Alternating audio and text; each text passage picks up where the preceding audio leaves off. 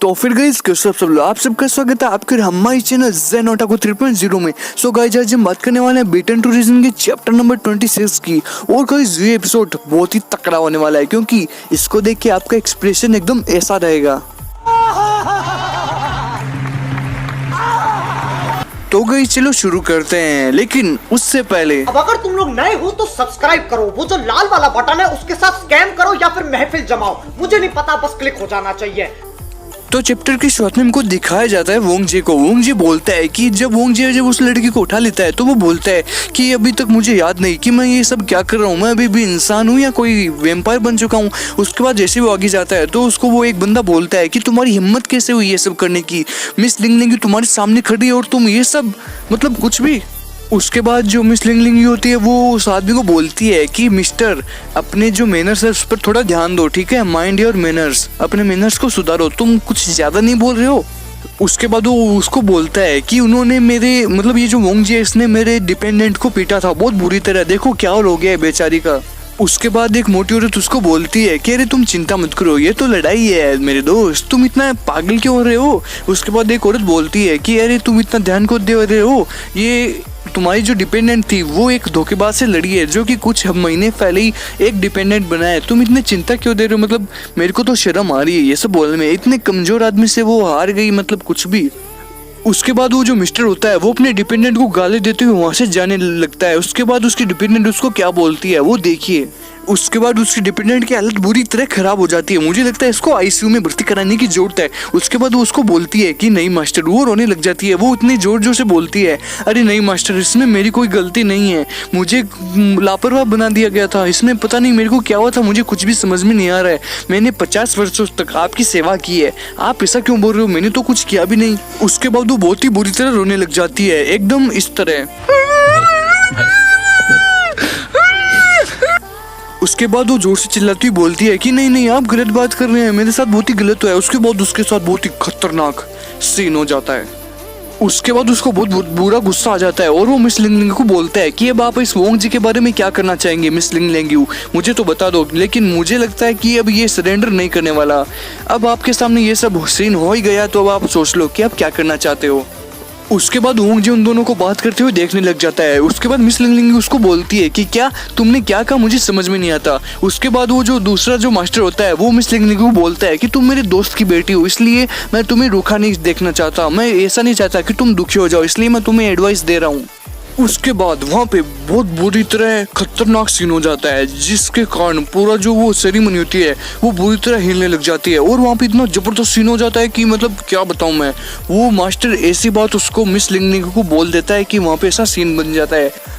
उसके बाद वो बंदा बोलता है कि मतलब उनमें से सब लोग बात करने लग जाते हैं कि इसकी इतनी हिम्मत कैसे हुई, इसने मतलब पूरे पैलेस को सील कर दिया, अब हम कोई भी बाहर नहीं जा सकते, अब हमको LQ को बुलाना होगा। LQ मिस लिंगलिंग का डेड है, वो मिस लिंगलिंग को डेड सबसे खतरनाक है, मतलब ऐसे बात करें तो वो सभी वेम्पायर्स का हेड ही है। उसके बाद सब लोग बोलते हैं कि हाँ हम भी LQ को याद कर रहे हैं, हम भी चाहते हैं कि उसको कोई बुलाए। उसके बाद आगे देखिए क्या होता है। उसके बाद ये सब सुन के मिस लिंगलिंग को गुस्सा आ जाता है और वो बोलती है कि अच्छा अब मेरी बात समझ में आ रही है, इसका मतलब कि तुम लोग आज ये जो सेरेमनी की है ये मेरी डेट के लिए नहीं की है, आप लोग मेरे डेट से इतना ज़्यादा मिलने के लिए उत्सुक हो रहे हैं, इतना, इसका मतलब यही है कि आप लोगों ने ये जो सेरेमनी की थी इसका कोई दूसरा ही कारण था। अब रुको, अब मैं देखो क्या करती हूँ। उसके बाद वो अपने डेड को फ़ोन लगाती है और सबको बोलती है कि क्योंकि आप उनको देखना चाहते हैं आप सब लोग, तो अब रुको, अब मैं अपने डेड को बुलाती हूँ। उसके बाद वहाँ पे सब लोग बुरी तरह डर जाते हैं। उसके बाद वो बहुत ही बुरी तरह 2 का 4 लगा के अपने डेड को बोलती है कि डेड बहुत जल्दी इमरजेंसी है, जल्दी आप यहाँ पे आ जाओ, आपको सब लोग देखना चाहते हैं, इन्होंने मुझे धमका दिया बहुत बुरी तरह। मतलब वो अपने डेड को परेशान करती है और वो उनको यहाँ पे बुलाती है। ये सब सुन के वहाँ पे जितने भी लोग होते हैं वो बुरी तरह डर जाते हैं और उनके सबके पसीना आने लग जाता है। उसके बाद वो सबको बोलती है कि चलो बहुत हुआ, अब ठीक है, अब मेरी डेट थोड़ी देर में आने वाली हैं, अब सब लोग वेट करो। और जितने भी वहाँ पे लोग होते हैं वो बहुत बुरी तरह परेशान होने लग जाते हैं, वो सोचते हैं कि अब इसके डेट आएंगे और हमारी हालत पतली कर देंगे, अब पता नहीं हमारा क्या होगा। उसके बाद उसको गुस्सा आ जाता है, वो बोलती है कि वोंगजे अब तुम ये सब छोड़ो और मेरे पास आओ और मुझे थोड़ा सी मालिश करो। मतलब गाइस समझ रहे हो समझ रहे हो ना?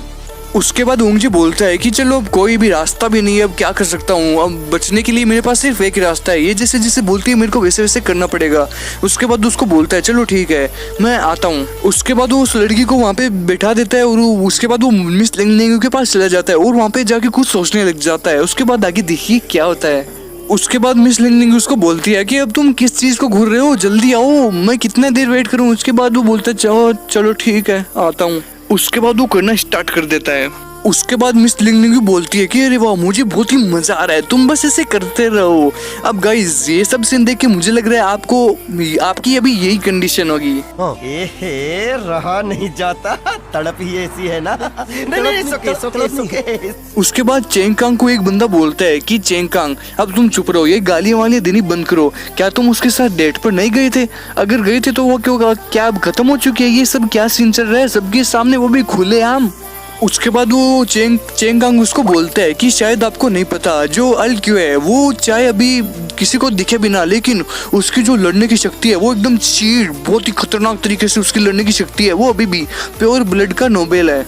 उसके बाद वो उसको बोलता है कि वो मुझे लगता है कि वो किंग लेवल पर पहुंच गया है, लगभग मुझे ऐसा ही लगता है कि वो किंग लेवल पर पहुंच चुका है। उसके बाद वो उसको बोलता है कि अगर हम सब मिलकर उसको मारने की कोशिश करें तो हम ये सब कर सकते हैं, अगर हम सभी मिलकर कर सके तो, और अगर हम उसको मारने के बाद खा भी जाएं तो हम ये सब साथ में मिलकर कर सकते हैं, अब तुम सोच लो। उसके बाद वो बोलते हैं कि ये प्योर ब्लड कुलीन है, ये प्योर ब्लड नोबेल है, हमें इसको खाने में मजा भी आएगा। मतलब गाइस कुछ भी, ये इंसानों को खाने की बात कर रहे हैं, मतलब क्या बताऊं मैं, कुछ भी। उसके बाद वोंगजे बोलता है कि ये लोग मेरे बारे में गलत सोचते हैं। मिस लिंगलिंग उसको बोलती है कि क्या तुम डिस्ट्रैक्ट हो रहे हो, क्या तुम इनसे इरिटेट हो रहे हो, अब देखो मैं इनमें क्या करती हूँ, अब मैं इनको छोड़ूंगी नहीं। उसके बाद मिस लिंगलिंग उसको बोलती है कि तुम अब कुछ भी मत करो, तुम मेरे को बस मालिश करने की कोशिश करो, तुम ज़्यादा से ज़्यादा ऐसा प्रयास करो कि तुम मेरे से बहुत अच्छी मालिश करो। उसके बाद मिस लिंगलिंग उसको बोलती है कि अब तुम इन लोगों को बात पर ध्यान मत दो, तुम बस करती रहो। उसके बाद मोंगजी उसको बोलते हैं कि क्या तुम पागल हो गई हो क्या, मतलब कुछ भी मैं क्या बताऊं, अब मेरी इज्जत क्या रह जाएगी फिर। उसके बाद मिस लिंगलिंग बोलती है चुप, अब तुम अपना काम करो।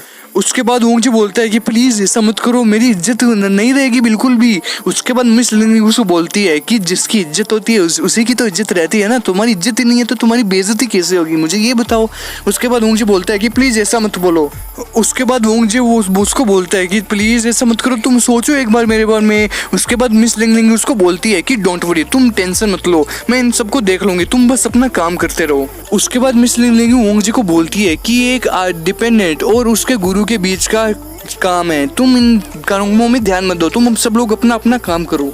उसके बाद मिस लिंगलिंग वोंगजे को बोलती है कि अब मैंने सबको बोल दिया, अब तुम अपना काम करो, ये लोग तुमको बिल्कुल भी नहीं देखेंगे, चाहे बाहर से लोग कुछ भी तुमको देखे, तुमको क्या मतलब।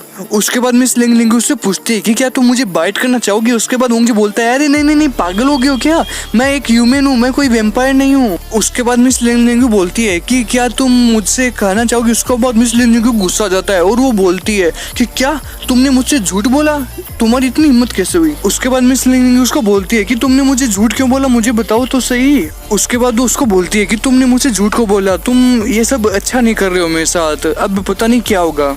उसके बाद वो बोलती है कि मेरे पास अब ज़्यादा टाइम नहीं बचा, थोड़ी देर में मेरे डेड आने वाले हैं, अब हमको कुछ ना कुछ करना पड़ेगा, वो अपनी शक्तियों से तुमको पहचान जाएंगे कि तुम वेम्पायर हो या ह्यूमन हो, अब मुझे कुछ ना कुछ तो करना ही पड़ेगा। उसके बाद मिस लिंगलिंग को गुस्सा आ जाता है, वो मोंगजी को बोलती है कि अब अभी तक मैंने तो अपनी जितने भी पावर्स है, ग्रेट पावर्स, उनका सिर्फ 1% ही यूज़ में लिया था, अभी तो बहुत सारी पावर्स यूज़ में लेनी है, तब जाके ये सब काम हो पाएगा। अब जल्दी से जल्दी मेरी पावर्स को मुझे यूज़ लेना होगा, मेरे डेट कुछ ही टाइम में आने वाले हैं। उसके बाद वहाँ पे जितने भी लोग खड़े होते हैं वो सब लोग बोलते हैं कि मिस लिंगलिंग तो सच में पागल है, ये मतलब वोंगजी कुछ भी इस तरह वो वोंगजी को देखते रहते हैं। उसके बाद वोंगजी उनको देखकर बहुत ही परेशान हो जाता है। उसके आगे देखिए क्या होता है। उसके बाद मिस लिंगलिंग जो करने वाली है वो आपको हम अगले एपिसोड में बताएंगे। सो गाइस बिटन टू रीजन का चैप्टर नंबर जो 26 है वो यहीं पे खत्म होता है और 27 एपिसोड जो है वो बहुत ही जल्दी आएगा। सो गाइस वीडियो को देखने के लिए बहुत बहुत थैंक यू और गाइस कमेंट सेक्शन में जरूर बताना कि वीडियो कैसा बना। वीडियो को ज़्यादा से ज़्यादा शेयर करना, लाइक करना और चैनल को सब्सक्राइब करना। अब अगर तुम लोग नए हो तो सब्सक्राइब करो, वो जो लाल वाला बटन है उसके साथ स्कैम करो या फिर महफिल जमाओ, मुझे नहीं पता, बस क्लिक हो जाना चाहिए।